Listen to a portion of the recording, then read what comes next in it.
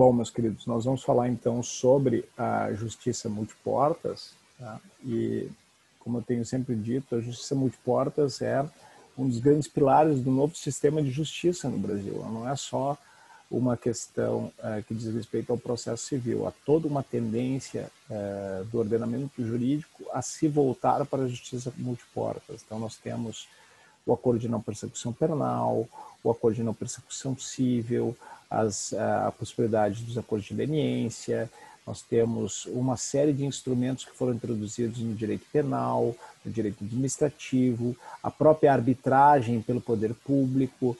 Então, há uma virada para a consensualidade e uma virada para a justiça multiportas. Consensualidade e justiça multiportas não são a mesma coisa.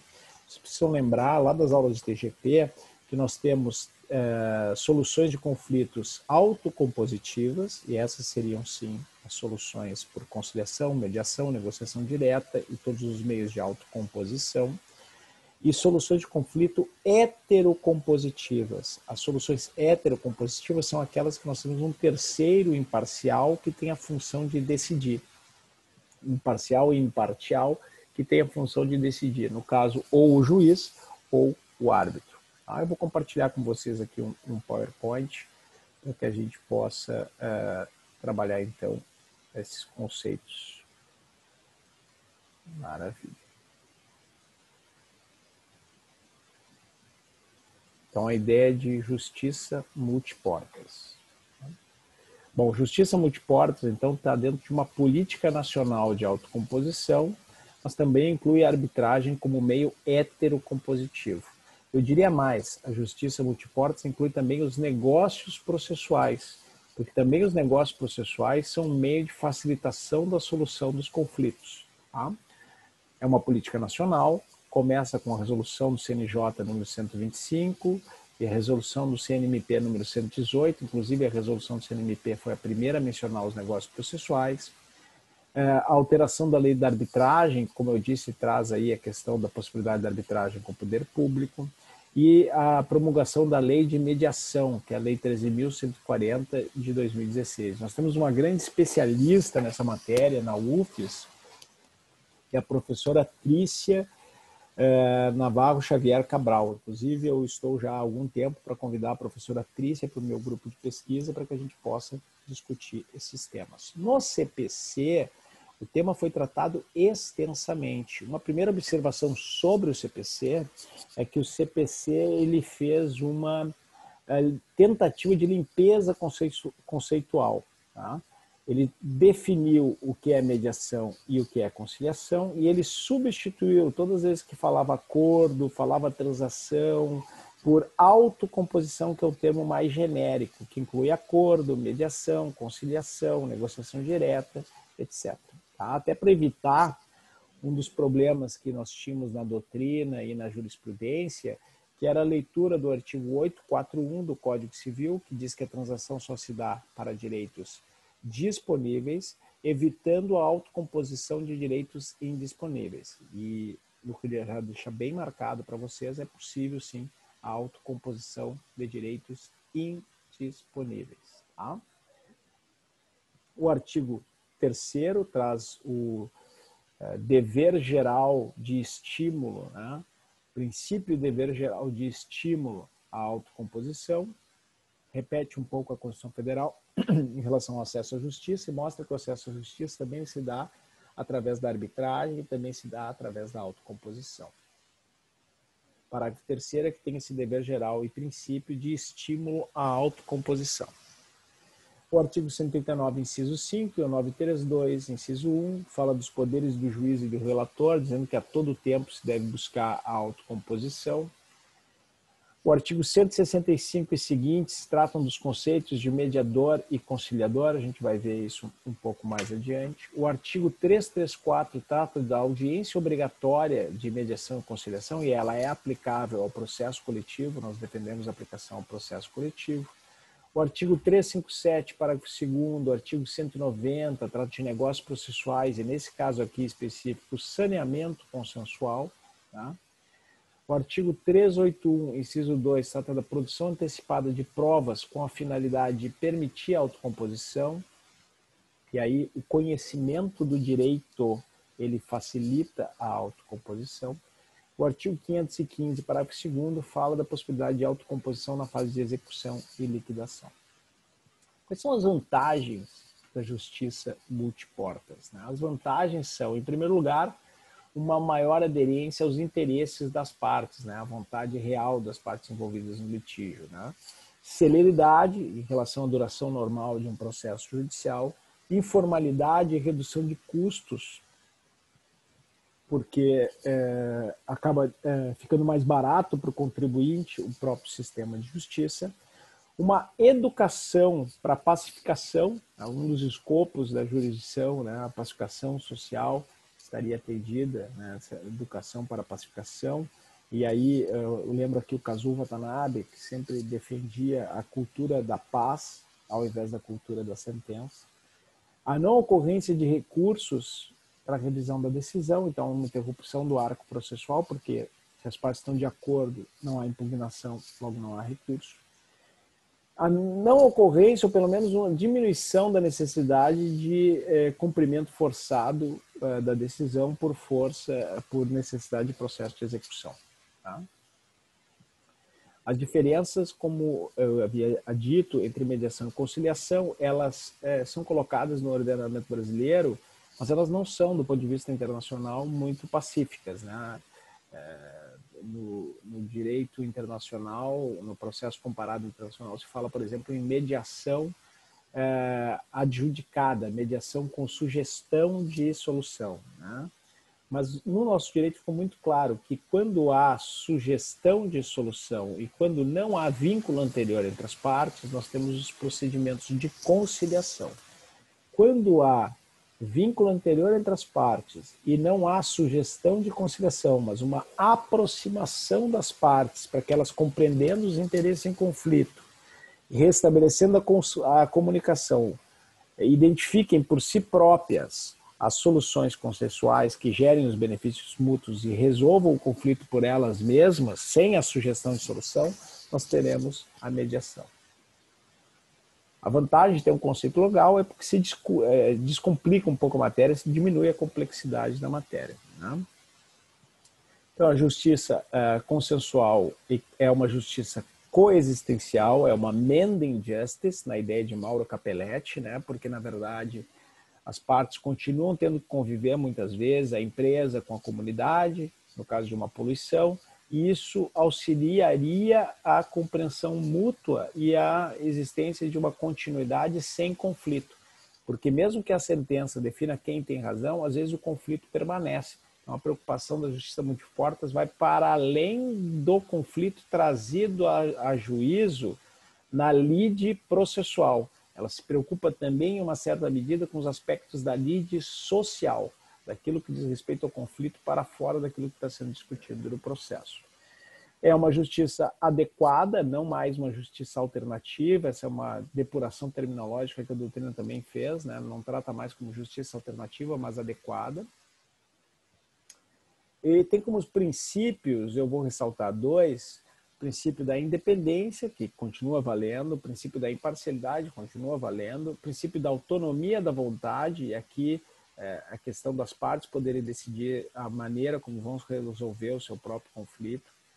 Confidencialidade, e aí nós temos que relativizar um pouco a confidencialidade, no caso de direitos indisponíveis, especialmente aqueles de interesse público, como no caso do processo coletivo, porque há uma necessidade de prestação de contas sobre o que foi, afinal, decidido nos casos dos processos coletivos, então haveria uma relativização dessa confidencialidade.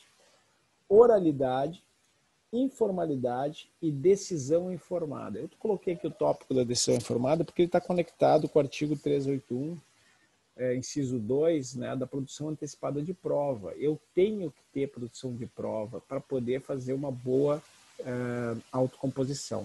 Quando eu não tenho produção antecipada de prova, quando eu não tenho a prova suficiente para tomada de decisão, ocorre o que a doutrina chama de assimetria informacional, uma diferença de conhecimento entre as duas partes, o que gera, às vezes, a tomada de decisão não informada desta parte pela autocomposição numa situação de prejuízo.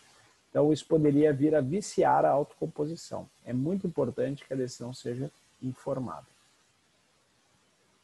Muitos dos acordos, vocês viram isso no caso dos acordos realizados na Lava Jato com a JBS, muitos dos acordos têm uma cláusula dizendo que tudo tem que ser revelado.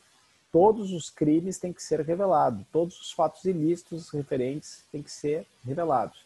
Se houver descoberta de algum fato depois que não foi revelado, ou de algum responsável que não foi apontado, esse acordo perde a validade em relação aos benefícios que a pessoa obteve. Tá?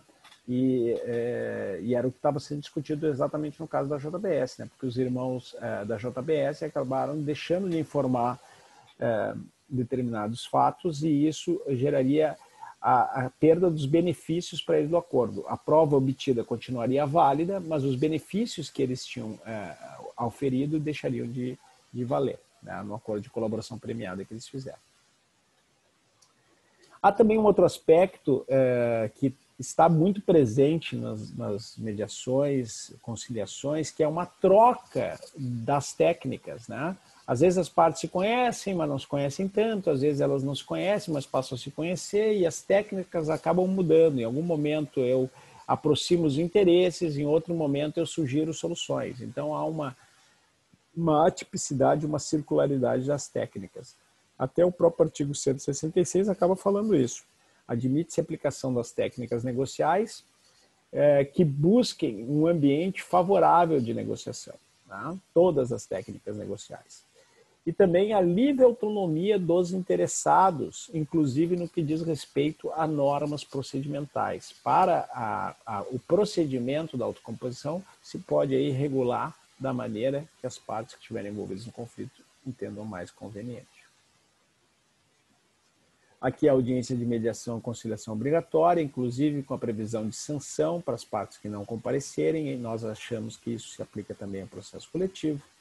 Aqui a previsão no âmbito de processos de família, que tem uma distinção interessante que vale a pena apontar, é que a citação vai desacompanhada da cópia da petição inicial para não acirrar os ânimos do requerido, né, para que ele não chegue ali no advogado já com os ânimos acirrados. Ele é citado, ele procura o advogado pode consultar os autos, mas ele, pessoa natural, pessoa física, não vai conhecer o que se disse dele na petição, pelo menos até a audiência de conciliação e mediação.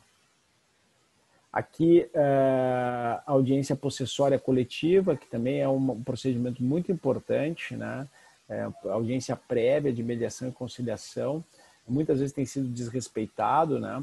Então, todas as vezes que o esbulho ou a turbação houver ocorrido há mais de um ano e dia, tem que ter essa audiência. Para desocupação de áreas de ocupação popular, é muito importante isso para organizar essas desocupações e até evitar desastres que têm acontecido em alguns locais, né? Mediação e conciliação e prova, como eu disse, a importância do convencimento ser informado, né? Mediação e conciliação na execução. Aqui eu acho que muda algo muito importante em relação ao tradicional da execução, né? A gente tinha uma ideia que estava vinculada um pouco ao paradigma do Código de Processo Civil de 73, de que a coisa julgada fazia o branco redondo, quadrado, o branco preto, quadrado redondo e água em vinho, né? Fazia aí a coisa julgada uma certificação independente da realidade. Pois bem, agora se percebeu que é possível fazer a autocomposição, inclusive na fase de execução, que pode envolver sujeito estranho ao processo, alguém que não está no título executivo, ou versar sobre relação jurídica que não tenha sido deduzida em juízo. Tá? Não há mais um limite objetivo e subjetivo ao título executivo. Tá? Em relação ao juiz e ao desembargador, aos tribunais, né, o Código também estimulou aí a todo o tempo a autocomposição, preferencialmente com auxílio de profissionais. A gente ainda não tem toda essa estrutura e eu acho, por exemplo, que no processo coletivo esse preferencialmente deixa claro que o juiz pode sim ele tocar a conciliação e a mediação sem nenhum problema, como geralmente o faz. E também os poderes do relator nos tribunais de homologar a autocomposição entre as partes, né? Estimular. Os tribunais têm realizado aí núcleos de autocomposição. Eu tenho participado várias vezes no Tribunal de Justiça do Espírito Santo desses núcleos de autocomposição, justamente para auxiliar aí a resolução de conflitos complexos e que são homologados depois pelo relator, tá? O relator designa o auxílio dos conciliadores, aí o Ministério Público participa das audiências de conciliação em processos coletivos diretamente no tribunal, homologa o relator e a questão está resolvida no primeiro e no segundo grau, estabiliza com coisa julgada. Essa é uma diferença importante entre a mediação, a conciliação, os acordos fora do juízo, né, extrajudiciais, que não fazem coisa julgada, nem o termo de ajustamento de conduta, e a mediação, a conciliação em juízo, que pode, se for sobre o mérito, fazer coisa julgada. Tá bem? E aí tem todos os efeitos da coisa julgada.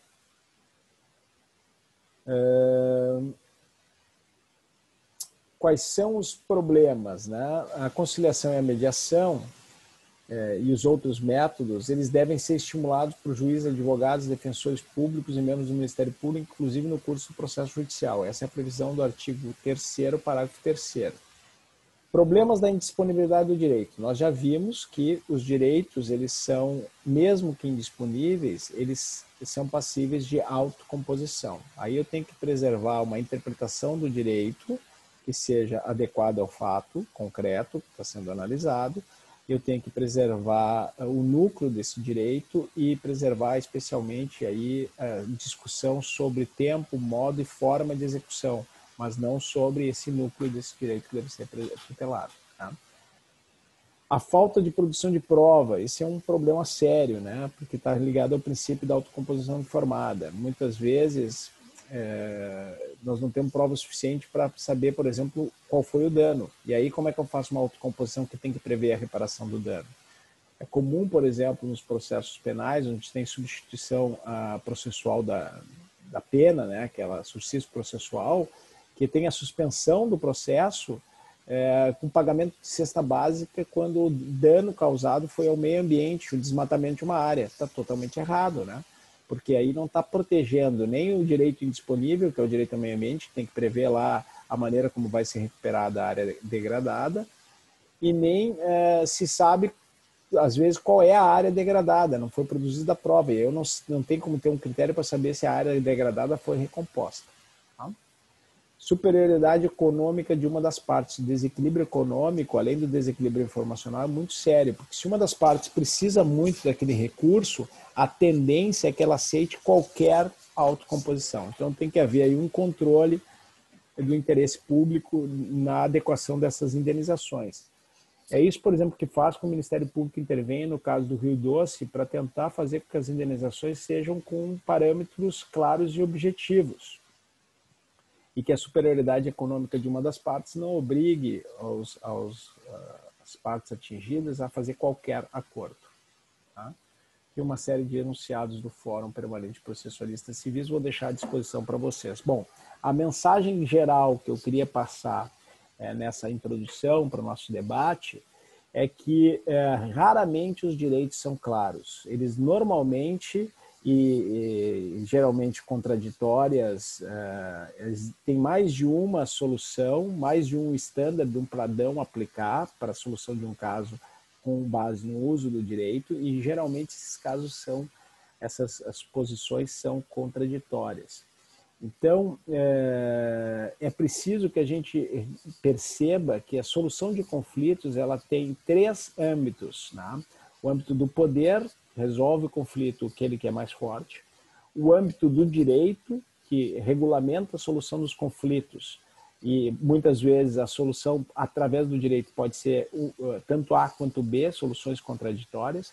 E o âmbito dos interesses, que talvez possa ser uma solução mais adequada para o conflito, na medida em que vai ao núcleo da questão e permite que se saiba exatamente o que se está buscando.